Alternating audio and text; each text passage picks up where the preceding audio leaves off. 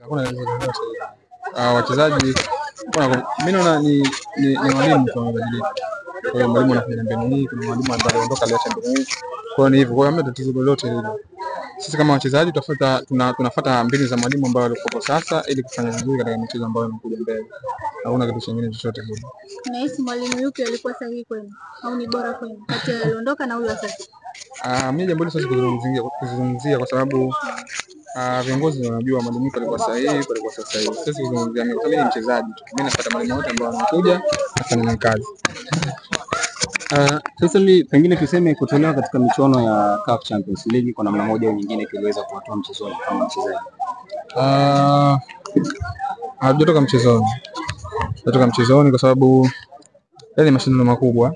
Kwa hiyo tumepoteza, tumejipanga upya, tumerudi katika ligi ili mwakani tushiriki tena katika Champions League.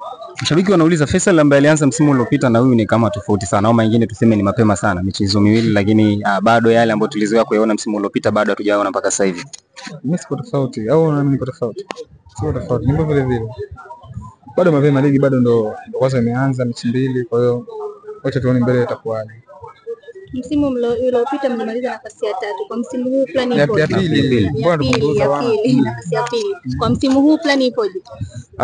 Msimu huu tunatamani kwenda au tunataka kufanya pale tulipoishia tuendeleze zaidi. Sababu msimu huu tumepanga zaidi kwenda kugombania ubingwa.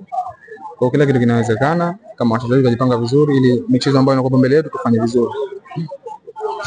Pengine tukiangalia competitor wenu wakubwa ni Yanga pamoja na Simba Sports Club. Kwa namna moja nyingine mkiangalia wanawapa ushindani kiasi gani nyie kama Azam FC? Ligi kuu ina mechi 30 ndio. Mechi zote sisi zinakuwa timu yote ambayo tunakutana nayo inakuwa na ugumu. Kwa hiyo ni muhimu sisi wenyewe tukujipanga vizuri na kwenda kupambana tukiwa uwanjani. Sio Simba sio Yanga. Najua ni wapinzani ambao wagumu sana na wanatupa changamoto kubwa sana. Na mechi na wao ambao tukutana nao zinakuwa mechi ambazo ni ngumu. Kwa hiyo mechi yote mbele yetu inakuwa ngumu, lakini sisi ni muhimu kwenda kupambana, hakuna kitu kingine chochote. Msimu uliopita tulimshuhudia Faisal Salum ukimtoa Stefan Aziziki, yeye ndo anaweza tukasema alifuata kwa top scorer. Msimu huu tutegemee nini kwako Faisal? Yale magoli uliofunga yataongezeka zaidi? Yataongezeka. Mimi nitapambana kadri ya uwezo wangu ili kuipambania timu yangu. Lakini zaidi ninachoangalia kwamba timu yangu inapataje matokeo katika michezo ya mbele. Siwezi kujiangalia mimi zaidi. Naangalia sana timu yangu ili kupata matokeo. Hakuna kitu kingine chochote. Swali lingine? Tumeongea na Blanco. Amesema kwamba Tanzania mchezaji anayemwona yeye kwake ni bora zaidi ni Faisal. Wewe unazungumzaje kauli ya Blanco? Najisikia faraja kama mchezaji. Na ananifanya niendelee kupambana zaidi. Hata yeye ni mchezaji mmoja mzuri sana. Ni striker mmoja ambaye ni mzuri na anapambana. Naona tu mazingira ambayo ya ligi kidogo yanampa shida, lakini ni mchezaji mzuri na atafanya makubwa katika FC. Azam kisikiliza wa Tanzania na wapenda soka hawaipi nafasi ya kuchukua ubingwa. Mara kadhaa wanasema labda nafasi ya pili ama nafasi ya 3. Hii kauli hiyo mnapoisikia wachezaji huwa inawapa kitu gani kichwani? Sisi kama wachezaji inakuwa inatupa changamoto kubwa, lakini huwezi kumzuia binadamu asiongee, si ndio? Kwa kila mmoja anaongea jinsi anavyojisikia. Lakini sisi kama wachezaji na pamoja na benchi la ufundi, malengo yetu ni kwenda kuchukua ubingwa msimu ambao unakuwa mbele yetu. Na kila kitu kinawezekana.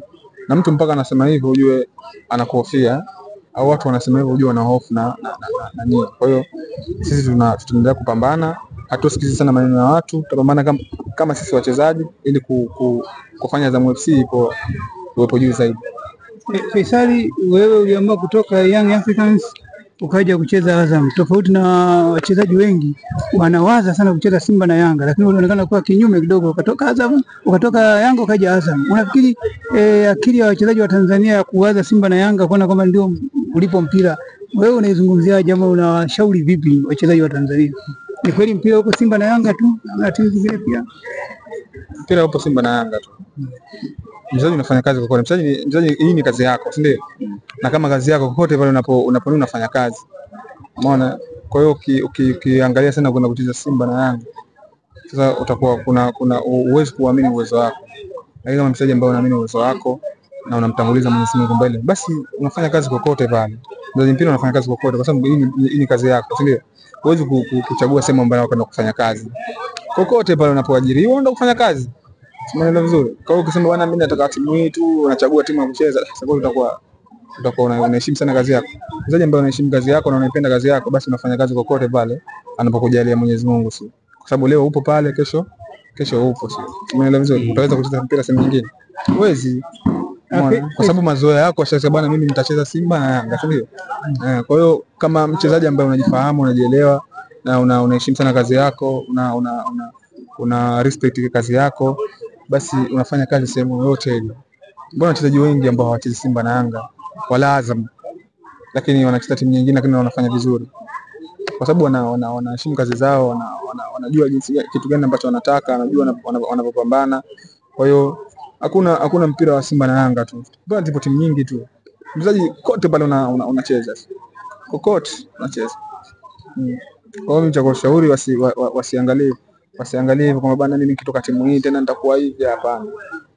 Hata kama utaondoka pale, hata kama mkataba wako ukisha ukaondoka, ipo sehemu kwenda kuipambania, Mwenyezi Mungu ndio akujalia ukacheza kwa wengine, basi unaweza usiangalie sana ulipotoka, angalia sasa hivi unapokwenda.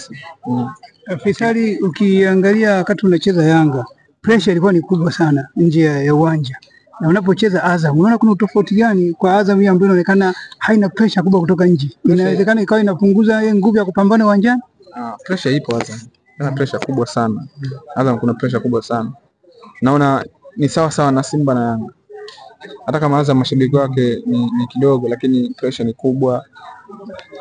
Viongozi kila time wanataka timu ifanye vizuri, wachezaji, makocha, mashabiki, umeona? Kwa hiyo ni pressure ipo. Watu wasione kama ndio pressure hamna katika Azam, hamna pressure. Pressure ipo, hata tukifanya vibaya kuna baadhi ya sisi wachezaji tunajisikia vibaya sana. Kwa ni pressure ni kubwa sana. Tena sio pressure ya kitoto. Na tuna mtazama Faisal ambaye hatuoni kama ana ndoto kubwa ya kwenda nje ya nchi. Labda unafikiri shida ni nini? Umezika kucheza mpira Tanzania ama ndoto hizo zipo ni tofauti na tunavyofikiria? Mimi kila mchezaji anatamani kwenda kucheza nje. Kila mchezaji ambaye anatamani kucheza nje. Mimi natamani sana kwenda kucheza nje kwa sababu Tanzania nishacheza sana. Umeona? Na naendelea kucheza. Kwa hiyo ikitokea risk ya kwenda kucheza nje, nitaenda tu na watu mtaona kwamba bwana Faisal hivi kaenda kupata risk kwenda nje. Kwa kuona hivyo sijapata nafasi ya kwenda nje, basi hiyo Mwenyezi Mungu bado hajaandika. Kwa hiyo Mwenyezi Mungu akiandika kama inshallah risk yangu ipo kwenda kucheza nje, basi nitaenda tu. Hakuna kitu kingine. Mungu akitaka. Faisal, pia kuna mashabiki wako wa Kariakoo pale wanatamani kuona pia ukirudi Kariakoo. Inawezekana baada ya kutoka hapa Azam au mkataba kumalizika, inawezekana ukarudi tena Kariakoo kwa mashabiki zako ambao wanaamini unaweza kurudi wakati mwingine tena. Kila kitu kinawezekana. Kama nikitoka hapa, kama ipo timu ya Kariakoo ambayo nataka kwenda, basi nitaenda. Umeona? Lakini kama kuna ofa ambayo Azam wanaonekana nzuri ya kubaki, basi mimi nitabaki Azam. Lakini kama kuna ofa nyingine ambayo ya kuzidi Azam kuna kucheza timu za Kariakoo, sasa mimi nipinge nini? Siwezi kupinga kitu. Lakini mashabiki zako wao wanaona pia inawezekana kama hapa Azam bado haujatoa kile ambacho watu wengi wanakisubiria, na wanaona kabisa una nafasi kwenye moja ya timu ya Kariakoo ambayo unaweza kurejea na ukafanya vizuri. Kitu gani ambacho sijatoa? Yaani ule ukubwa wa Faisal ambao umemzoea kucheza Champions League, kucheza kombe la shirikisho kwenye hatua za robo finali, nusu finali. Kwani mimi sicheza Champions League? Nusu finali, robo finali. Azam ni timu ambayo inatamani kufika huko. Umeona? Kwa sisi wachezaji tunatamani pia kuifikisha Azam katika robo finali au group stage. Umeona? Inawezekana. Hata hizo timu za Kariakoo ilikuwa hivi. Hatua awali wanatolewa, lakini wakajipanga vizuri, wakafika katika hatua makundi, wengine wakafika robo. Kwa hiyo Azam tupo katika hiyo safari. Kwa hiyo tumetolewa hatua awali, lakini naona msimu ujao inshallah tutafika, viongozi watapanga vizuri pamoja na wachezaji. Tutafika hiyo hatua ambayo watu wanatamani sisi tufike. Faisal, swali moja la utani. Kuna picha ambazo huwa zinapigwa sana ukicheza na Young Africans. Wewe unaziona? Naziona. Jina moja ya utani. Mimi afu bahati nzuri mimi huwezi kuumiza. Haziniumizi kabisa. Mimi si mtu wa kukasirika, nadhani watu wananijua vizuri sana. Mimi si mtu wa kukasirika. Mimi sikasiriki huyo. Mimi kila wakati nafurahi. Kwa hiyo nikiona zile picha huwa natabasamu tu, hakuna kitu kingine chochote, kwa sababu ni jumla moja ya utani. Umeona, mpira ndio upo hivyo. Umeona, mtu akikufunga au akikuzidi lazima ataleta utani ndani ya football. Kwa hiyo ni utani kawaida tu, mimi sikasiriki. Kipindi kile uliwafunga goli ukaomba msamaha, juzi kati ukafunga goli yani hii ikoje Faisal? Ningine ndio utani wenyewe. Unajua timu ambayo ukitoka ukija timu nyingine, au sio? Ukutana na timu yako ya zamani, mechi ya mwanzo kwa wafunga. Kwa lazima uombe radhi. Kwa sababu unawapa heshima yao, jinsi ambao walipokaa na wewe. Lakini sio tena kila mechi nikikutana nao niombe radhi. Sasa sio mpira eti. Kuna time natakiwa mimi mechi ya mwanzo nimekutana na nyinyi, nitaomba radhi, au sio? Nitaomba radhi bwana, nakupeni heshima yenu, nakupeni